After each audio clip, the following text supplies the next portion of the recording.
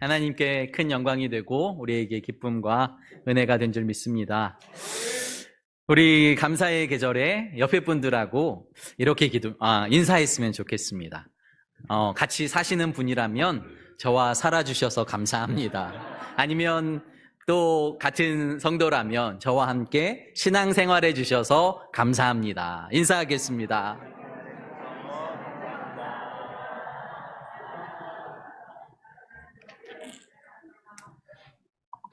아까 찬양대 찬양을 통해서 감사 위에 감사, 감사를 덮을 때 뭐 이런 표현들이 있잖아요. 감사는 감사할수록 감사가 커진다는 뜻입니다. 작은 것에 감사하는 것, 이것이 얼마나 귀한 것인지 우리는 알아야 하는 것이죠. 어떤 아이가 길을 가는데 옆집 아저씨가 사과를 한 봉지 사가지고 집으로 들어오고 있었습니다. 아이를 보고 인사하면서 아저씨가 사과 하나를 그 아이에게 건넸습니다. 아이가 그 사과를 받아들고 가만히 서 있으니까 함께 가던 엄마가 그 아이를 툭 칩니다. 야, 아저씨가 사과를 주셨으면 뭐라고 해야 돼? 그러니까 이 아이가 가만히 있다가 깎아주세요 이러는 거예요. 감사의 말이 나오길 원했는데 이 아이는 늘 하던 버릇대로 깎아주세요 이랬다는 거죠. 우리의 삶에 작은 것에 대한 감사가 있는지, 주님께서 사과 한 알만한 감사를 우리에게 주셨는데 그것이 우리에게 감사가 되는지, 더 큰 감사를 원하고 더 큰 것들을 원하고 있진 않은지 생각하게 됩니다. 찰스 스펄전이란 목사님이 이런 글을 남기셨습니다.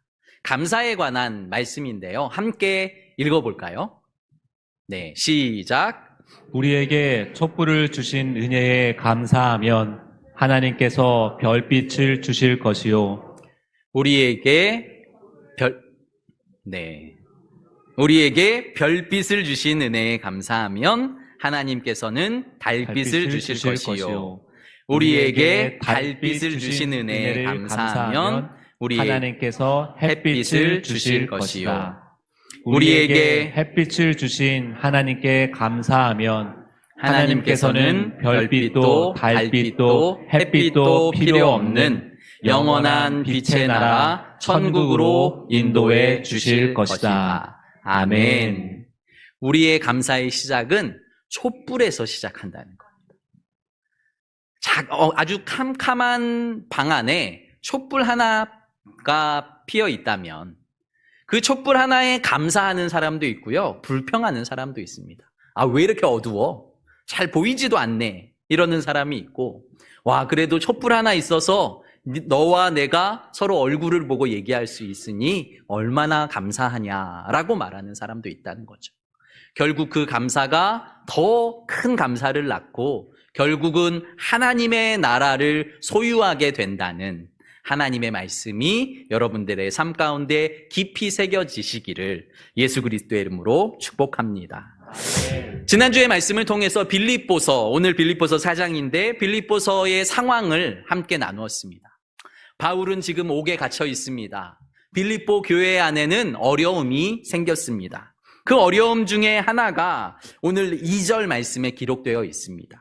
2절 말씀 같이 한번 볼까요? 시작. 내가 유오디아를 권하고 순두개를 권하노니 주 안에서 같은 마음을 품으라. 아멘.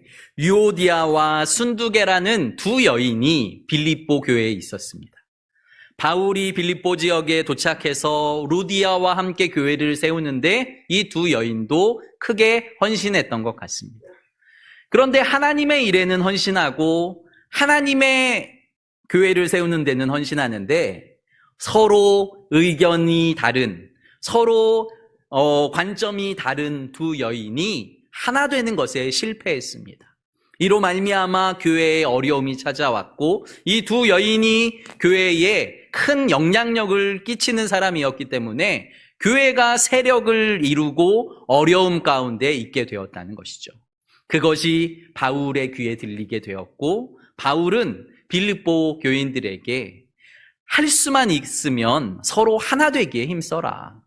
예수님 안에서, 그리스도 안에서 하나 되는 것이 얼마나 소중한지 우리에게 말씀해 주고 있는 것입니다. 그러면서도 이 모든 어려움 가운데에 기쁨을 버리지 말고 감사를 버리지 말고 서로 은혜를 나누는 기쁨의 삶을 살아라 라고 주님께서 우리에게 말씀하고 계십니다.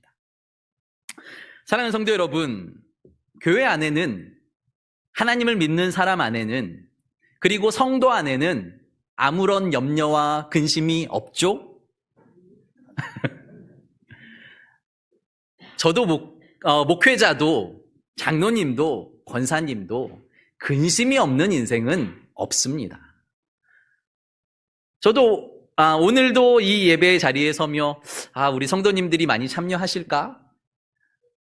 또 저의 부족한 인격과 저의 부족한 설교 때문에 혹시 상처받는 분은 없을까? 연말이 되는데 몇 분의 구역장님들이 또 안 하신다고 하실까? 몇 분의 교사님들이 안 하신다고 하실까? 식당의 문제는 또 어떻게 해야 될까? 여러 가지 염려와 근심들이 날마다 목회자도 엄습합니다. 그런데 우리는 당연히 염려하고 근심하죠. 그런데 오늘 성경은 오늘 말씀의 제목처럼 염려 말고 감사의 기도를 가지고 주님 앞에 나아가라 라고 말씀하신다는 거죠. 우리 한번 힘있게 같이 6절 말씀 다시 한번 읽어보겠습니다. 6절입니다. 시작. 아무것도 염려하지 말고 다만 모든 일에 기도와 간구로 너희 구할 것을 감사함으로 하나님께 아뢰라. 아멘. 대학 입학의 문제를 가지고 염려하는 사람도 있고, 취업과 결혼의 문제를 가지고 염려하고 근심하는 사람도 있습니다. 또한 자녀의 미래를 놓고, 또한 가정 때문에, 직장 때문에, 사업 때문에 여러 가지 관계와 또한 마음의 아니면 육체의 질병 때문에 염려하고 근심하는 사람들이 있다라는 거죠. 염려가 염려를 낳을 수 있습니다. 감사가 감사를 낳을 수 있는 것처럼 우리는 이 염려가 아니라 바울 사도의 말씀처럼 염려가 아니라 감사로 기도하며 하나님께 나아가야 한다는 것이죠. 염려하지 마라라고 우리는 이 말씀을 명령으로 받아들이면 이것은 율법이 됩니다. 염려하면 큰일 난데, 염려하면 벌 받는데, 이런 말씀이 아닙니다. 너 염려할 일이 생겼지? 너의 안에 염려할 일들이 수많이 있지? 그럼에도 네가 알아야 할 것은 하나님이 너의 기도를 들으신다는 거야. 하나님이 너와 함께 하신다는 거야. 하나님이 너의 피할 바위가 되신다는 것을 꼭 잊지 말아라 하고 위로와 격려의 말씀을 지금 바울을 통해서 우리에게 주고 계심을 믿으시길 바랍니다. 이스라엘 백성들이 40년 광야 생활을 하면서 불평과 불만을 그리고 하나님에 대한 원망을 수없이 쏟아낸 것을 우리가 알 것입니다. 이스라엘 백성들이 광야 생활을 하는데 가장 먼저 하나님의 그 성막이 앞으로 가면 그 위에 불기둥과 구름기둥이 날마다 그들을 인도했다는 것을 우리는 알아야 하죠. 구름기둥과 불기둥이 저들을 인도했음에도 불구하고 저들은 시간이 날 때마다 불평하고 원망했습니다. 왜? 우리는 고기를 못 먹는 거야, 도대체. 왜 이렇게 목마른 거야? 하나님은 왜 우리에게 평안한 잠을 주시지 않는 거야? 왜 이렇게 어려움이 우리에게 많은 거야? 시간만 나면 하나님을 원망했고요. 잠깐의 기적을 체험하면 잠깐 감사했지만 곧 감사를 잊어버리고 불평과 원망으로 살아가는 인생을 살았다는 것이죠. 우리가 그 사람들을 손가락질할 수 있을까요? 우리의 삶이 그렇습니다. 하나님의 은혜가 잠깐 임하면 우리는 그것에 잠깐 감사했다가 또다시 어려움이 찾아오면 우리는 불평하고 원망하는 이스라엘 백성처럼 우리도 그렇게 살아가고 있지는 않은지 우리의 삶을 돌아보아야 한다는 것이죠. 마태복음 6장에 예수님께서 이렇게 말씀하십니다. 너희 중에 누가 염려함으로 그 키를 한 자나 더할 수 있느냐?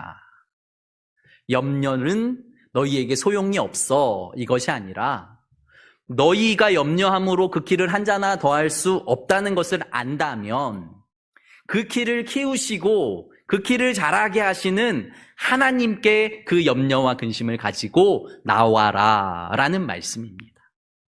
마태복음 6장 27절, 28절 말씀 한번 같이 읽어볼까요? 시작.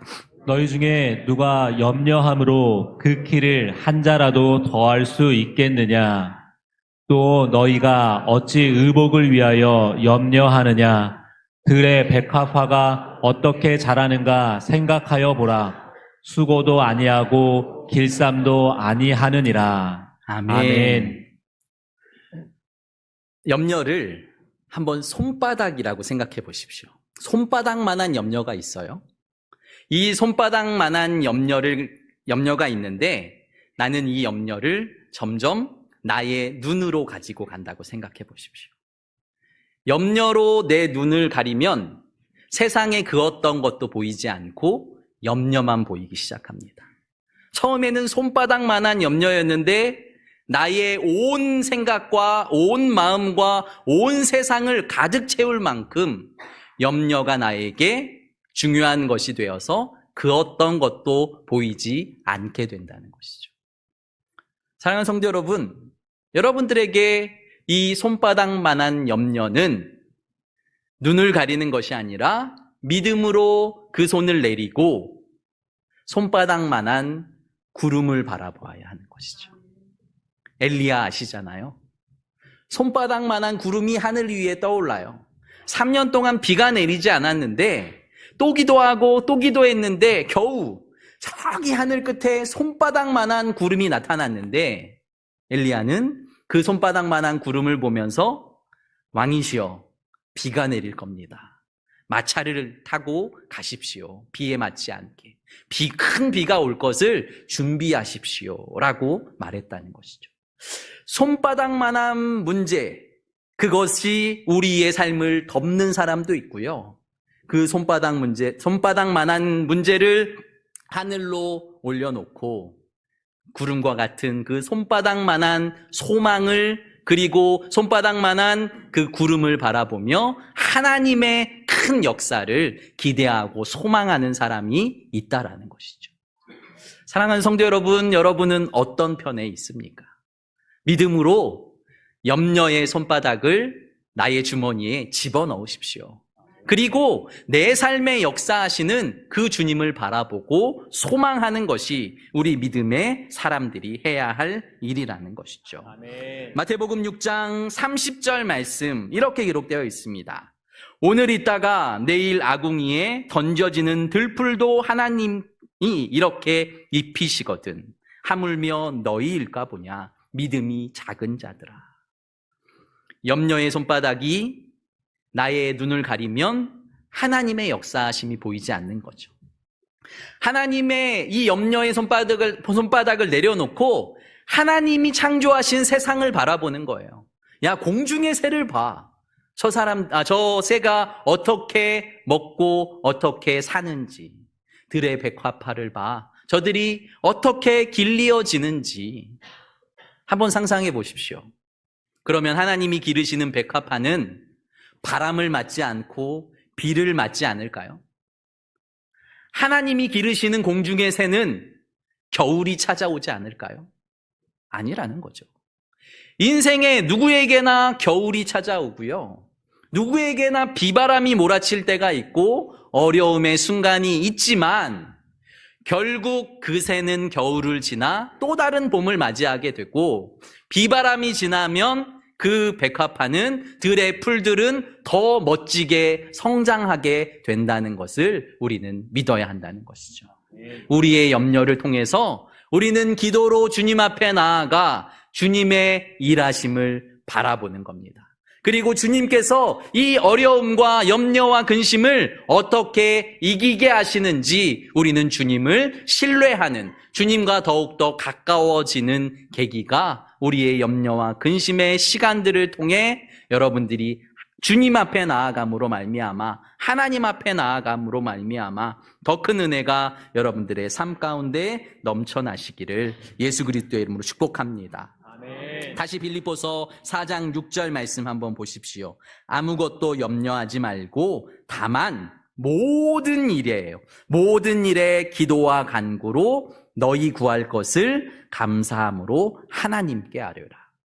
우리는 염려와 근심이 있을 때에 사람에게 달려가기 쉽습니다. 엄마, 아빠, 아니면은 뭐 친구야, 뭐 누구야, 나 지금 이런 어려움이 있어. 누구에게 그 염려와 근심을 가지고 가느냐가 중요하다는 것이죠. 물질, 힘, 능력, 세상의 어떤 것도 우리의 염려를 온전하게 해결해 줄 수 있는 것이 없다라고 믿는다면, 내가 나의 인생의 염려, 나의 길을 한자나 자라게 하고 들의 백합화와 그리고 공중에 나는 새처럼 우리가 나의 인생을 책임질 수 없다라고 생각한다면 그 염려를 해결하실, 그 문제를 해결하실 주님께 나아가는 거죠. 그러니까 우리의 기도의 대상은, 우리의 구함의 대상은 하나님 한 분이라는 것을 잊지 말라고 성경이 우리에게 분명히 말씀하고 있습니다. 아멘. 그렇게 모든 염려와 근심을 감사함으로 하나님께 아뢰면 어떤 일이 벌어집니까? 7절입니다. 같이 읽겠습니다. 시작. 그리하면 모든 지각에 뛰어난 하나님의 평강이 그리스도 예수 안에서 너희 마음과 생각을 지키시리라. 아멘. 그리하면, 하나님께 너희의 염려를 맡기면, 하나님께 감사함으로 너희의 염려를 구하면 이에요. 그러면 모든 지각에 뛰어난 하나님의 평강이 너희의 마음과 생각을 그리스도 예수 안에서 지켜주시겠다고 말씀하는 거죠. 제가 감사주일이니까, 감사의 달이니까요, 감사합니다 이렇게 유튜브에 쳐봤습니다. 정말 수많은 감사의 일들이 벌어지고 있어요. 뭐 1000번 감사, 30분 동안 1000번 감사합니다, 감사합니다 이런 것도 있고, 8시간 동안 10,000번 감사 뭐 이런 것도 있더라고요. 8시간 동안 10,000번 감사하면 놀라운 일이 벌어집니다, 뭐 기적이 일어납니다, 막 이런 문구들이 막 써 있어요. 그러니까 세상은 이렇게 말해요. 너의 얼굴을 네가 책임질 수 없지만 너의 인상은 네가 책임질 수 있기 때문에 네가 너의 얼굴을 바꾸어야 한다고. 날씨는 책임질 수 없지만, 비가 오고 바람이 부는 것을 우리는 책임질 수 없지만 너의 마음의 비와 바람은 네가 책임질 수 있기 때문에 너는 마음을 다스려야 돼 라고 세상은 이야기합니다. 그런데 우리 믿는 사람들은 이렇게 이야기하면 안 됩니다. 우리는 오늘 말씀처럼 모든 지각에 뛰어나신 하나님께서 나의 마음과 나의 생각을 지키고 계시기 때문에, 나의 형편을 나보다 더 잘 아시기 때문에, 나의 모든 상황과 환경에 나와 함께 하시기 때문에 나의 염려를 해결할 수 없는 나를 의지하는 게 아니라, 갈대와 같은 나의 마음을 의지하는 것이 아니라 살아계신 하나님, 변하시지 않는 하나님, 영원하신 하나님께 그 문제를 가지고 나아가 그 주님께서 그 문제 가운데 우리에게 어떻게 역사하시는지, 그 염려되고 근심됐던 마음을 어떻게 하나님의 평안으로, 하나님이 주시는 기쁨으로 바꾸어내는지 우리는 그것을 바라보고 소망하는 사람들이라는 것이죠. 세상 사람들은 자기에게서 감사의 제목들을 찾아냅니다. 나의 마음이 바뀌면 감사할 수 있어, 나의 생각이 바뀌면 감사할 수 있어 라고 말하지만, 우리 믿는 사람들은 하나님께 주목하면 주목할수록 감사의 제목들이 많아지는 거예요. 오, 하나님이 이 가운데에도 나와 함께 하셨네. 이 말도 안 되는 상황에서도 주님은 나의 손을 붙잡고 계셨네. 와, 이런 일도 벌어졌는데 이런 일 가운데에도 주님은 나의 하나님이라고, 나를 결코 버리지 않겠다고, 떠나지 않겠다고, 내가 세상 끝날까지 너희와 영원히 함께 하시겠다고 약속하신 그 말씀을 진짜 지키고 계시네.